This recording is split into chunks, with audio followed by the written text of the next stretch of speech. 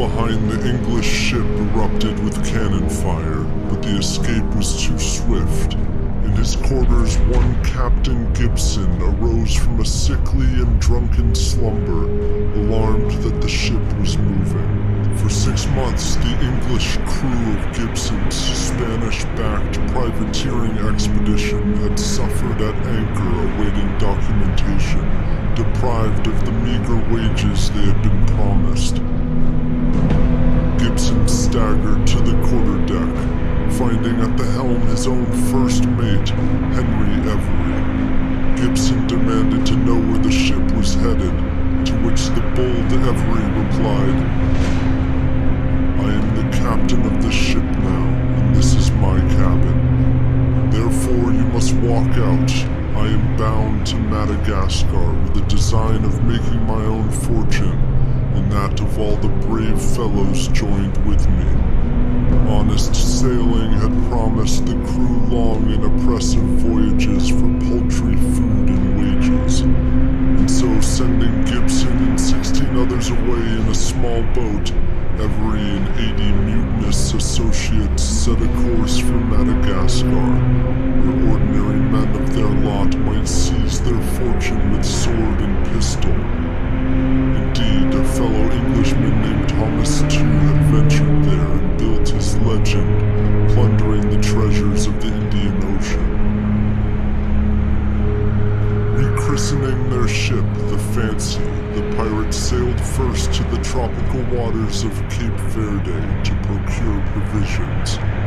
There, Captain Avery raided 3 English merchant vessels for salt beef and fish, and presented to their impoverished crews an apparently egalitarian arrangement.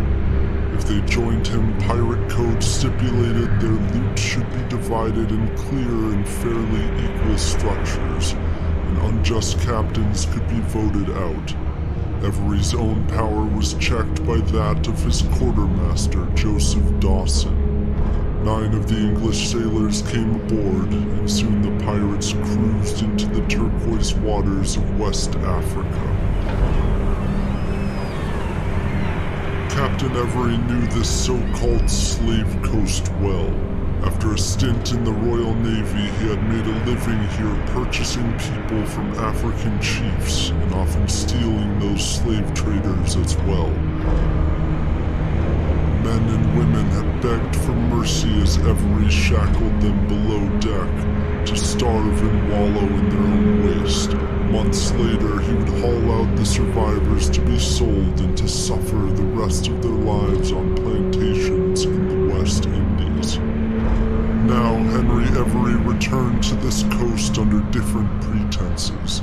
He raised the English flag at a verdant harbor, and a group of Guinean villagers soon paddled out and came aboard to trade. The pirates robbed them of their gold, placed them in chains, and stole them all into slavery.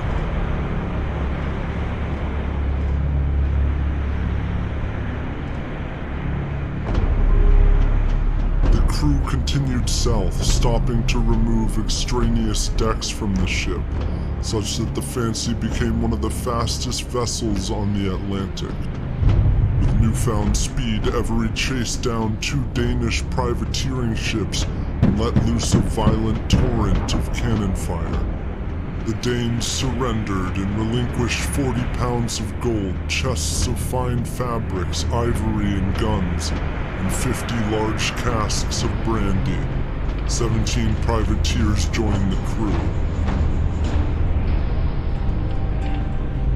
Now, months into the journey, the Fancy reached cool winds, which carried her past pods of breaching whales and around the Cape of Good Hope, and the crew at long last spotted a distant and friendly harbor. The shores of Madagascar were host to seafaring colonies of thieves and killers, pirate dens.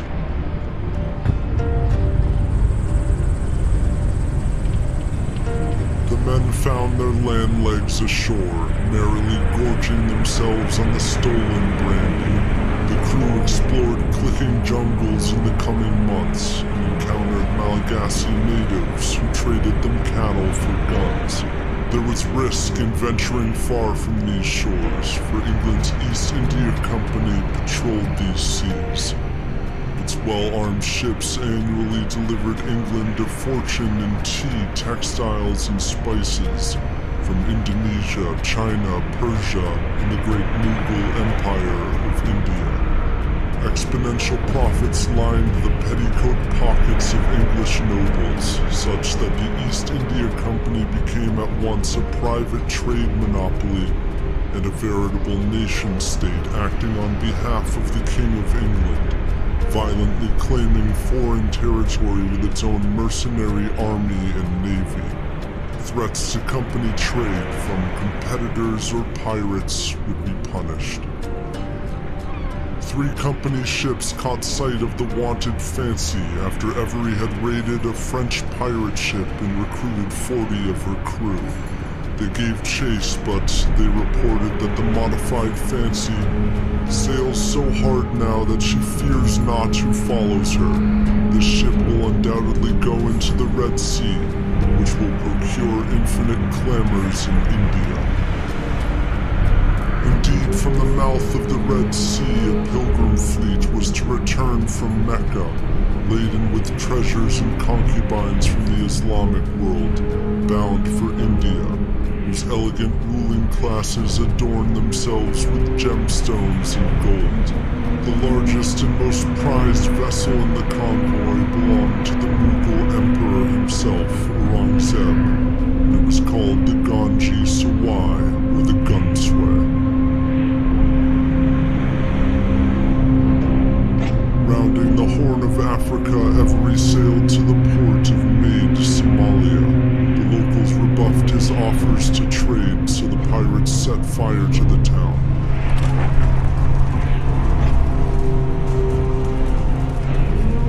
Civilians scattered, and it was recorded that Avery took revenge by demolishing their sacred mosque. He proceeded to the volcanic island of Perim in August of 1695 to await the Mughal treasure fleet, where he discovered 5 other pirate crews had arrived with the same intentions. At the helm of one ship called Amity was the legend himself, Thomas Tew. The captains convened in a boisterous pirate council, whereupon they pledged to honor Henry Avery as the captain of a combined pirate fleet, 6 ships and over 400 men. Nightfall provided cover for the Mughal fleet, and the convoy snuck into the open ocean, but its most fearsome and treasure-laden ships, the Fateh Mohammed and the Gunsway, still lagged behind.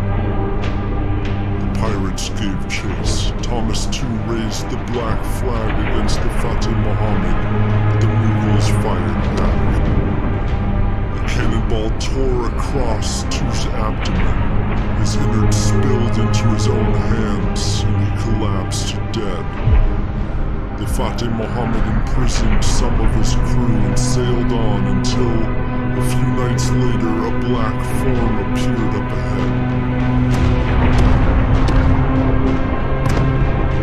The Fancy opened fire on the Fateh Mohammed, and after some resistance, the Mughals surrendered. Avery freed its prisoners and plundered its treasure, but the true fortune, the Gunsway, still sailed ahead. The pirates surged at full sail in pursuit. Aboard the Gunsway, the Mughals caught sight of the smaller Fancy. They outnumbered the pirate crew nearly 5 to 1 and possessed twice the number of cannons. Still, Avery could not resist. He shouted for a broadside attack. The Gunsway absorbed the volley. The Mughals prepared to return fire, but one of their cannons malfunctioned and exploded. Mangled gunners were pulled from the flames as Mughals scrambled on the main deck. Avery launched another volley, and one fateful cannonball struck the mainmast of the Gunsway. The rigging toppled and splintered as Avery's ships pulled closer.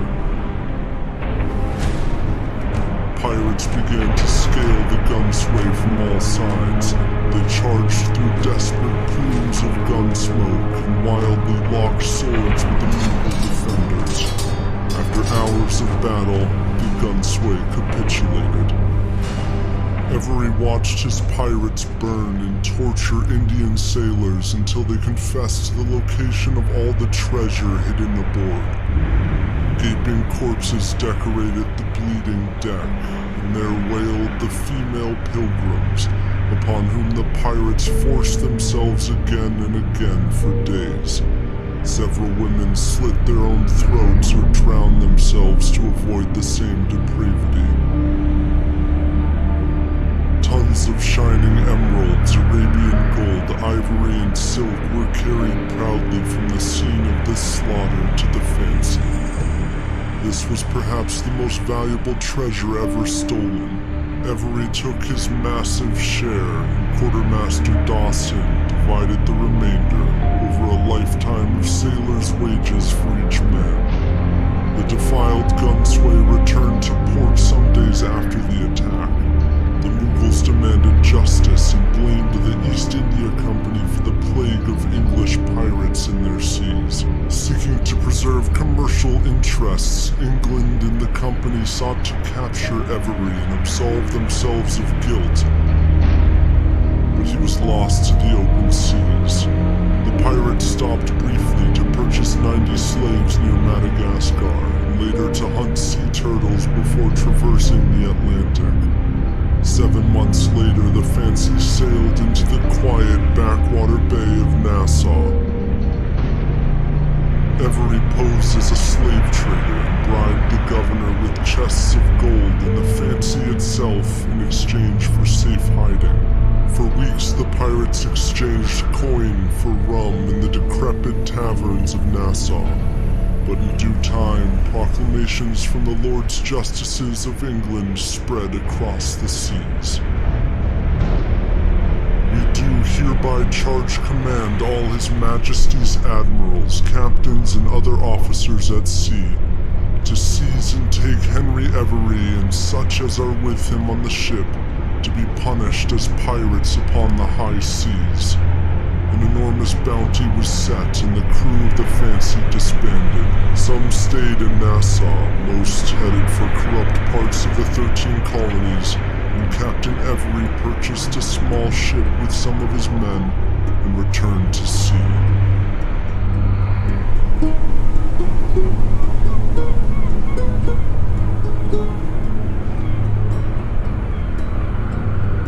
It was later said that in the green fields of Ireland, Avery broke from his crew.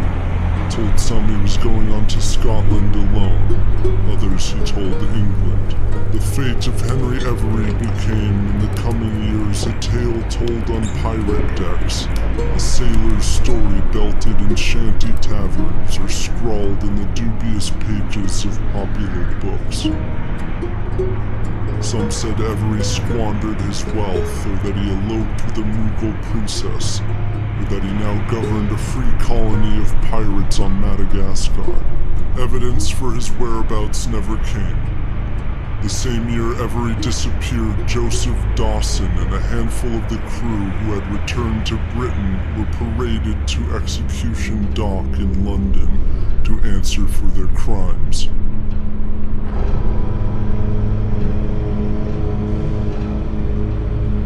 Before the gallows, one of the pirates told the eager crowds that the crew deserved death, and that the inhuman treatment and merciless tortures inflicted on the poor Indians and their women still affects my soul. It appeared to some that in their slaving and murder and molestation of innocents, the pirates had not betrayed some heroic code, but rather exposed those very bloated professions of libertine spirit as tawdry platitude, maritime atrocities styled as plucky resistance. They were all hanged, slowly strangled on short nooses. Their corpses were left to dangle in the tide and wither into ghoulish forms on the gray coast. And elsewhere in some unseen corner of the world, world was Henry Avery and his share of the treasure never found.